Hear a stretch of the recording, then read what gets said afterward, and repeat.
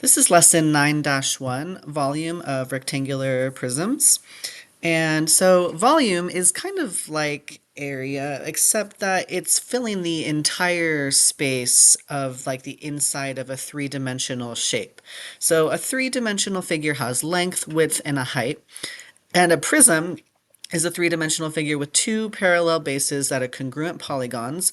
And in a rectangular prism, the bases are congruent rectangles. So you can kind of see over here an example of what that's talking about here. Volume is the amount of space inside the three-dimensional figure. So if we were to fill up this, like imagine it's a tank or something, fill it up with water, that would be the volume. It's measured in cubic units, which can be written using abbreviations of and an exponent of 3, such as units cubed or inches cubed. You can find the volume of a rectangular prism with whole number measurements by packing the prism with unit cubes. Decomposing the prism tells you the number of cubes of a given size it will take to fill the prism. The volume of a rectangular prism is related to its dimensions, length, width, and height. So length, width, and then height. The rectangular prism shown has a length of 5 units, a width of 3 units, and a height of 3 units. There is a total of 15 unit cubes in the base layer of the prism. So if we just took the area here like this, 5 times 3, that first layer here would be 15 cubes. The prism has 3 layers, so the volume of the prism is 15 plus 15 plus 15, or 15 times 3, or 45 cubic units. So recall that you learned how to find the volume of a rectangular prism in an earlier grade by using the formula volume equals length times width times height, where V represents the volume, L represents the length, W represents the width, and H represents the height. Using this method, the volume of the prism shown is 5 times 3 times 3. 5 times 3 times 3, or 45 cubic units. So basically, you're just going to multiply these 3 dimensions and you'll get the volume.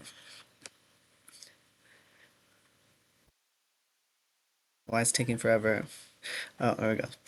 All right, so here's an example with actual numbers instead of just the cubes. So you can find the volume of a rectangular prism with fractional measurements using different methods. So notice that this is 2.5 and 1.5. They're not whole numbers here. It still works. It's just fine. You can pack a rectangular prism using unit cubes. So a cube is that special little rectangular prism with all sides congruent. They're squares. And the volume of a cube is found by cubing the side length. Cubing meaning to the third power. So find the number of unit cubes needed to fill the prism. Each unit cube has a side length of 1/2 inch. The length of the prism is 2.5 inches, so the length is composed of 2.5 divided by 1/2, or 5 unit cubes. So we're taking these unit cubes and we're calling them half each.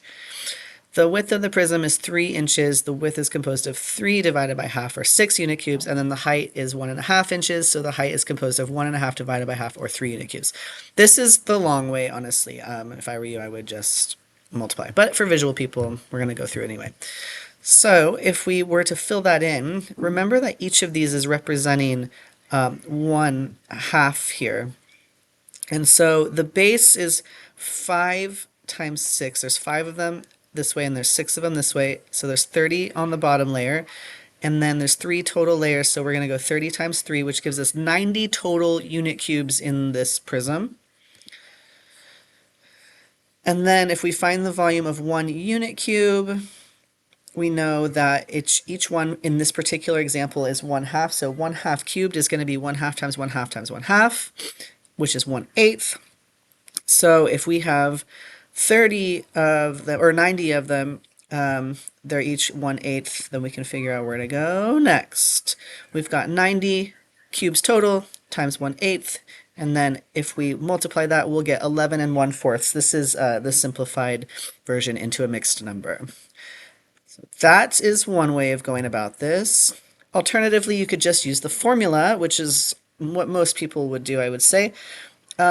The formula for the volume of a right prism is volume equals B times H, where B represents the area of the base and the prism, and the height represents the height of the prism.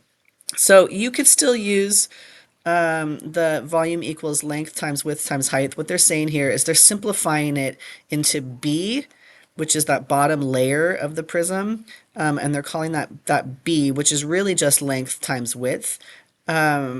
So like whatever, you can just use this formula and just go this number times this number times this number, and that's going to get you the same answer.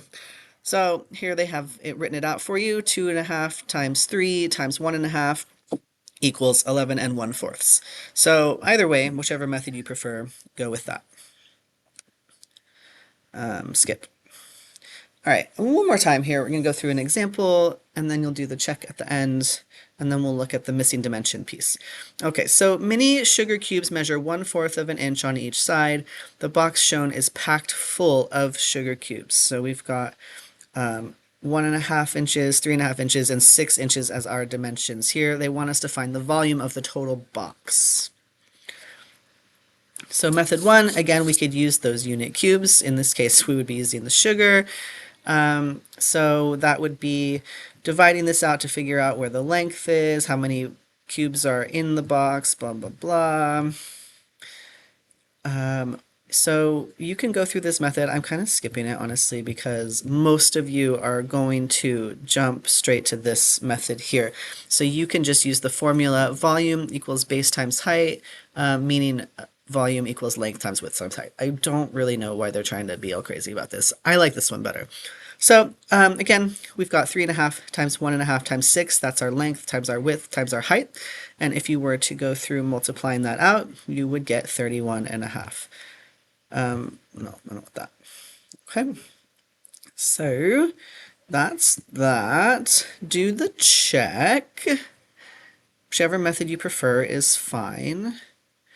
And then we've got this last little piece here where we're going to work this backwards a little bit.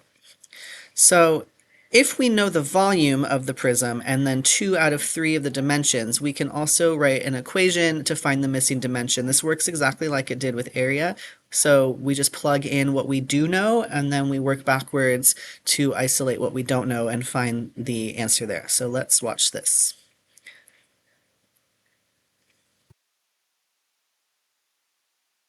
The rectangular prism shown has a volume of 60 cubic feet. The width of the prism is 3 feet, and the length is 5 feet. The height of the prism is unknown.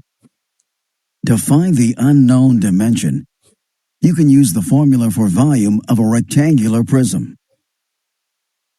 First, write the formula. Volume equals length times width times height. Next, substitute the known measurements for the variables.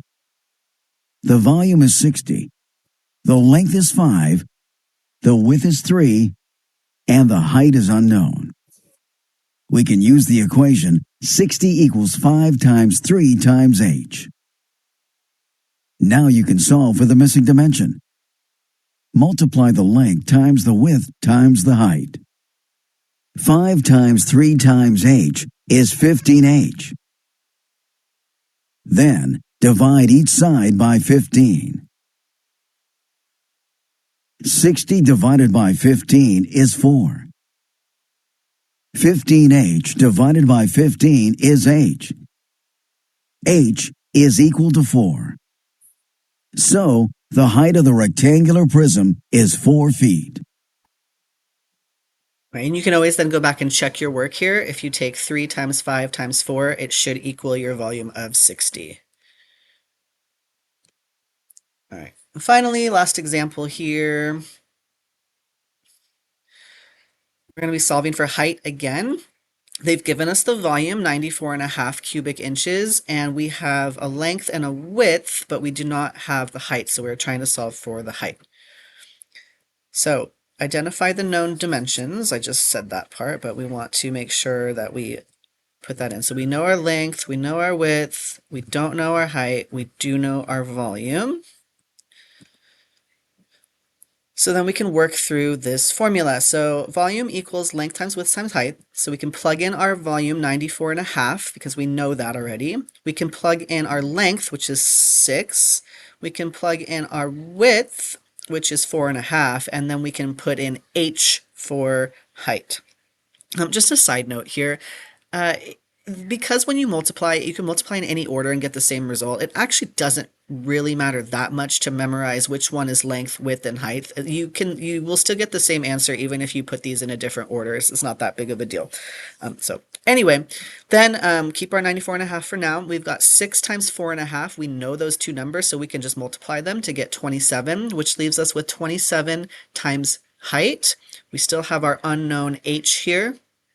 To get h by itself, we would divide 27 on both sides because that will cancel the 27 out over here.